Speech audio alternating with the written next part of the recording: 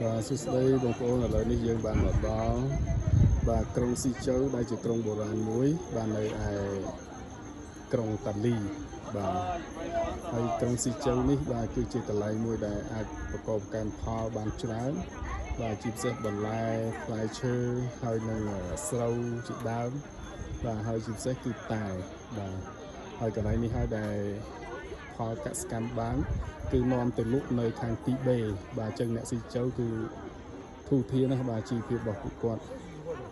ហើយកន្លែងនេះជាកន្លែងវាស្រែមួយដែលនៅក្នុងក្រុងស៊ីចៅតែម្ដងបាទ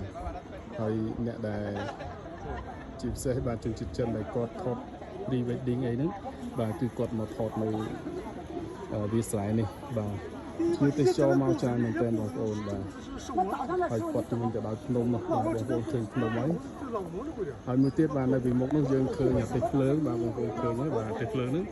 គឺយើងអាចទិញសមុទ្របាទជាទេសភ្លើងលេងបាទកំសាន្តនៅវាស្រែបាទដ៏ធំស្កឹមស្កៃនេះផងដែរបាទនៅពេលថតបាទមានអ្នកថត pre wedding ច្រើន